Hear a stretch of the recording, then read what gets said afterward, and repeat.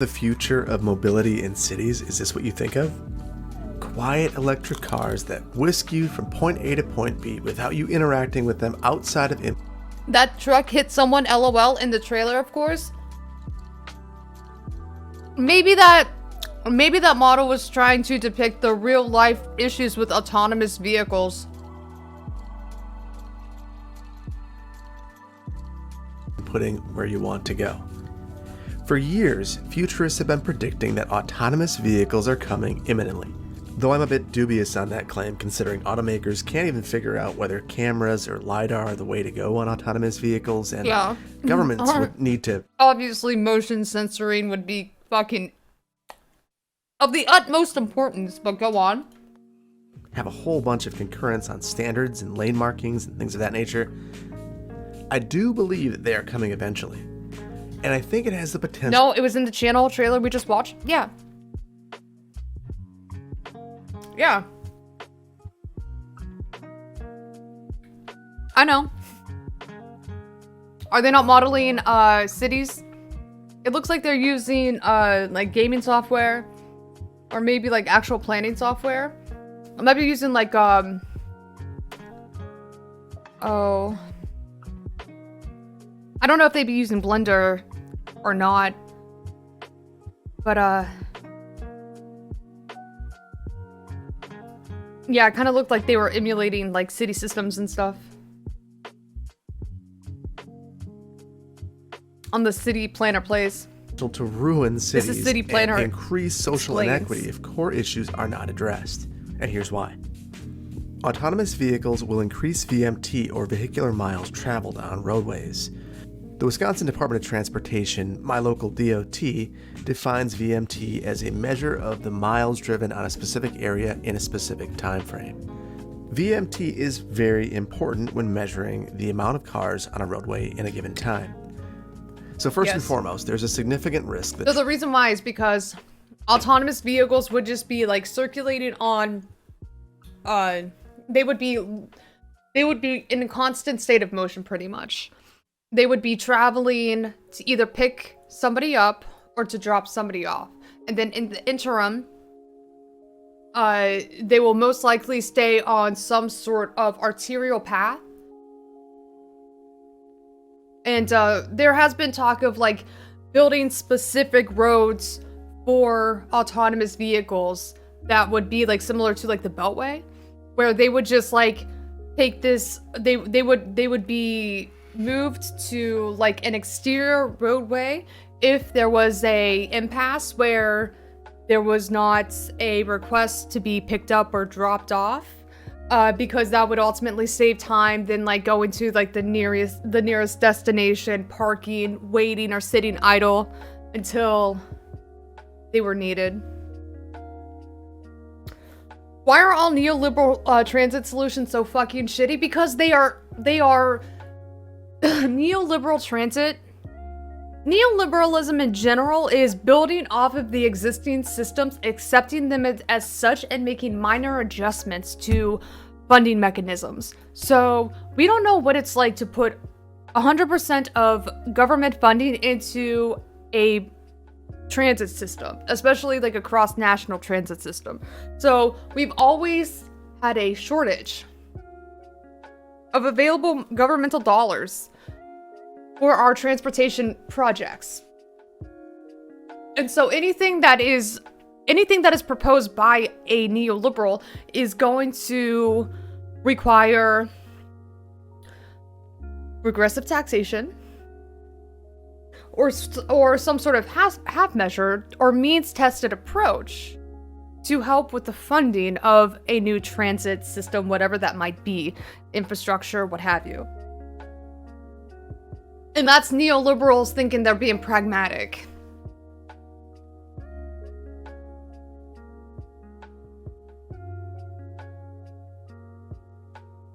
Trips that would otherwise be linked would become decoupled. Think of the mom that's going to work that drops off one kid at daycare and the other at school. If this mom wanted to save some time, maybe she could send one of the family's vehicles to school while she takes her other kid to daycare. Now 2 cars are on the road instead of 1. And it's likely that both of those cars will make the trip home instead of parking wherever they go. So in this example, Mom has doubled her VMT and added another trip. Autonomous vehicles may also spawn trips that might not have otherwise occurred. Imagine a teen wants to go to the movies. Mom and Dad don't have the ability to take them because they're busy, and the teen might otherwise have to stay home. But now that they have an autonomous vehicle, they can send that car to the movies. So now that kid is able to go. Or, another case, imagine that a kid wants to see their grandparents on the other side of town, but grandma can't drive and mom can't take them, or dad can't take them. Take a bus, kid! Now, that child can be loaded into a car and sent to grandma's house whenever they want to go. These are trips that wouldn't have otherwise occurred that are now occurring. So there are obviously some benefits to this, but there will be more vehicles. Oh, I wonder if they're going to talk about induced demand. Autonomous vehicles will make it more difficult to be a cyclist or a pedestrian. I mentioned earlier that VMT could double, since there would be no disincentive to send your car home after it dropped you off at work. That means double the cars on the road at any given time, particularly in the peak periods when people normally commute to work. That's going to make it more difficult to be a pedestrian or a bicyclist, particularly if you're trying to cross the street. But those vehicles might not necessarily go home. Elon Musk has alluded that autonomous Teslas could be used as taxis when not in service. This means that vehicles that would otherwise be off the road are now circulating around in the roadways. Think this is far-fetched? Hear it from Elon himself. Wait, so this is what I'm talking about. That autonomous Teslas could be used as taxis when not in service. This means that vehicles that would otherwise be off the road are now circulating around in the roadways. Think this is far-fetched? Hear it from Elon himself. We made an important change to our leases. So if you lease a Model 3, you don't have the option of buying it at the end of the lease. We want them back. If you buy the car, you can keep it, but if you lease it, you have to give it back. Tesla wants to be able to use the vehicles as autonomous taxis once the vehicles are returned. And all of this occurs on the backdrop of cities and states and the federal government generally trying to figure out how to reduce VMT because it's been outpacing population growth for the last 40 or so years. Autonomous vehicles may increase inequity. Those that can afford to do so will be able to send out their autonomous vehicles to operate as taxis during the day. This not only increases VMT, but will increase inequity. Think about it. This means that someone that owns a car will be able to generate an income from their car simply by owning it. This means that the cost of an automobile will likely increase because of this added utility. But it's not just going to make people that can own an automobile richer, it's going to put people out of jobs. There are an estimated 47,000 taxi drivers in the US. Those jobs would be obsolete. There are also approximately 600,000 bus drivers in the US who are also likely to lose their jobs. But more striking is that there are 3.5 million truck drivers in the US, nearly 10% of which are owner-operators. These jobs are likely to be eliminated. And large companies are likely to be the ones to benefit from this. Think of your Teslas, your Rivians, and your Amazons. Now, this isn't to say that I'm rallying against progress. I'm just saying that these jobs are good, family-supporting, blue-collar jobs that aren't being replaced with similar jobs. There's a popular narrative out there that we could just train everyone to take new jobs, but that's not always the case. So it's something we really need to think about in a critical way. Autonomous vehicles could dramatically reduce the demand for transit, and this is something I'm really worried about. Autonomous vehicles would provide a point-to-point service, which is convenient and attractive to choice riders, or people that have another option for their transportation. These types of riders can be the difference between a service being viable or completely financially infeasible. There are a number of people who believe that transit should pay for itself, which is absolutely ridiculous, considering we don't require other modes of transportation to pay for themselves, including cars. However, it will likely improve arguments for the detractors, which will lead to service cuts that will harm those that are the most vulnerable. A reduction in subsidy will mean that transit fares go up. And it's not as if the autonomous taxis are going to be able to match the fares of a transit service. The scale just isn't there. The autonomous taxis are also not going to be accessible, so if you're disabled, you're out of luck. And they will take up more physical space on the roadway than a bus. It's wildly less efficient. And my biggest fear? Sprawl. Autonomous vehicles could completely shift development patterns, because people won't factor in distance to work the way they do right now when they're figuring out where they want to live. This could be absolutely catastrophic to the built and natural environment, and I'm not really sure that there are any good answers on how to address this right now. So it's all doom and gloom, right? Well, not really. So there are a ton of opportunities in autonomous vehicles. First of all, lots and lots of urban land will become available. It's estimated that a full 1/3 of urban land is dedicated to parking. That's 8 parking stalls for every 1 vehicle out there in the US. With autonomous vehicles, we should be able to dramatically reduce the space allocated to parking. This could increase the density of cities, actually reducing the need for autonomous vehicles because we'll be able to walk or bike to our daily needs. The rights of way need to be able to change. Autonomous vehicles will be able to travel closer to one another and communicate with one another, meaning that less lane miles will be needed to accommodate the added VMT. This space could be used for alternative transportation, or sidewalk cafes, or the greening of urban spaces. Really important with climate change, considering all of these paved spaces are why cities flood. And autonomous vehicles could provide mobility for people that are unable or do not want to drive. Think of the Oh, you're a city planner. You're a city planner. Surely you know how to control for runoff from rainwater. I mean, it really depends on what kind of flood mitigation infrastructure is put into place, but like that's like one of the it's like physical planning 101 that you take advantage of medians or the central area or whatever is acting as a shield or dividing, one lane from another. Turn that into some sort of retention basin, collect rainwater there. It's not always so easy. It does take a little bit of time and additional money, but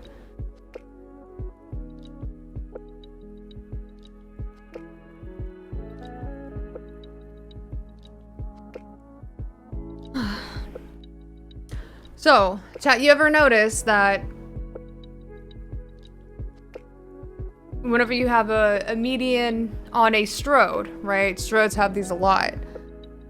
Typically, you'll have like a tree-lined median on a running down a parkway, or you'll even see like rocks, which is like a French drain. See like rocks that kind of like have like a divvy. It's kind of like a divvied slope to it. That's kind of like concaved. That is also to collect rainwater to help mitigate potential flooding and disaster. Yep.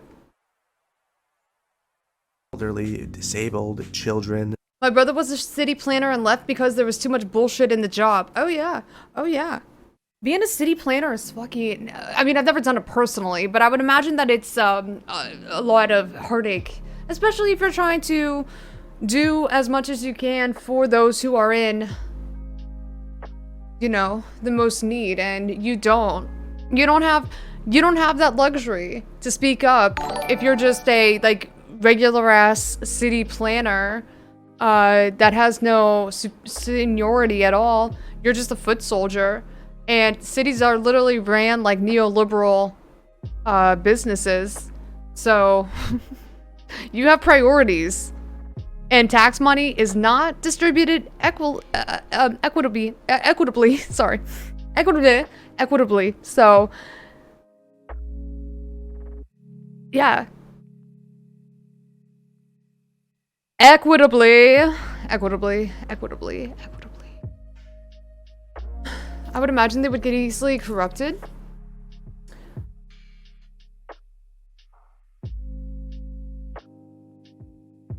So I think that you have you might have some corruption at the city council level, depending on what kind of government system you have. If you have a weak mayor system, you might see a few more instances of city councilors taking money and then maybe working their magic to get expeditious turnaround on like licensing applications for zoning requirements or permitting, but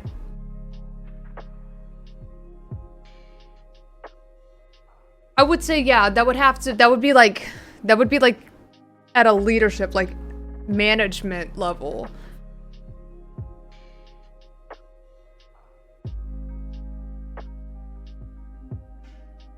And even then, like, I don't know.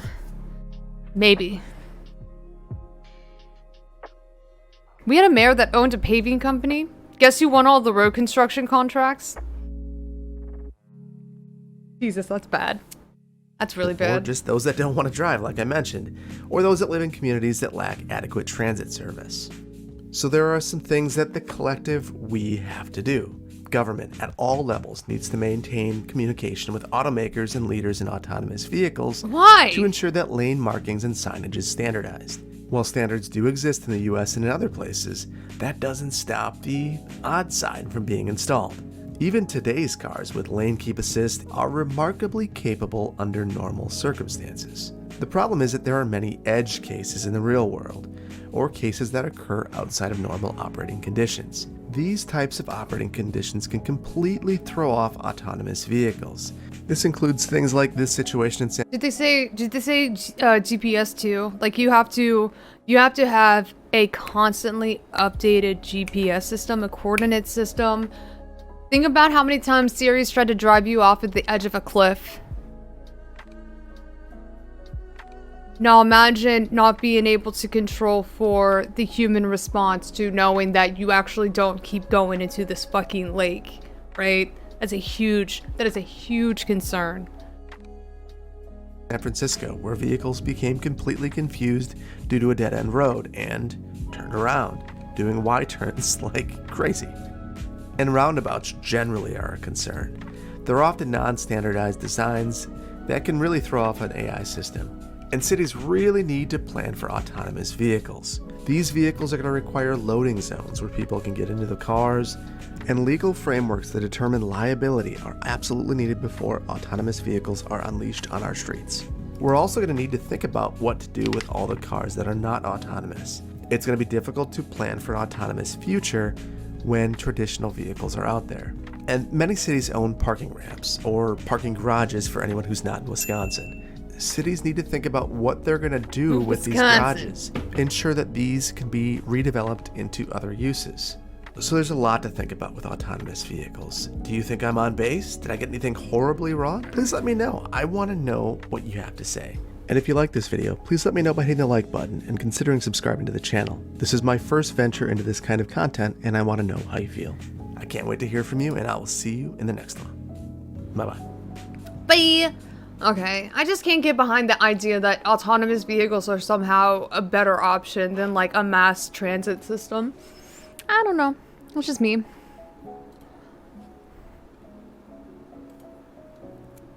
I think just like autonomous vehicles is the intersection of technocratic hellscape and rugged individualism that's going to end up killing us as we continue to deny the realities of climate change catastrophe. So I don't like it. It's like we need autonomous vehicles just because we can. Did y'all watch the Kyle Rittenhouse closing arguments? No. Did he talk? Oh shit.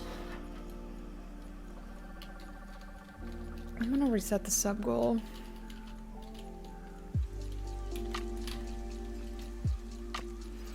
Or don't want to be around weird people on the bus?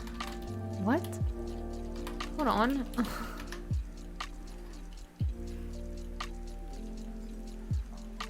I think that's kind of like, it's kind of weird. I don't like that people would.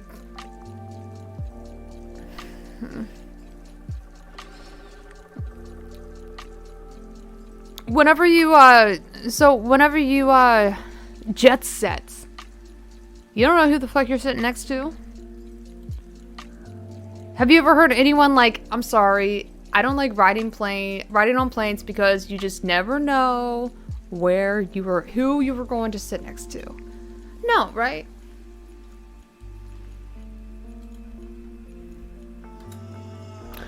"100% selfish American, being on a bus is for poor people, exceptional." I mean, that's a real big issue. A lot of people, there's a serious stigma tied to public transit riders.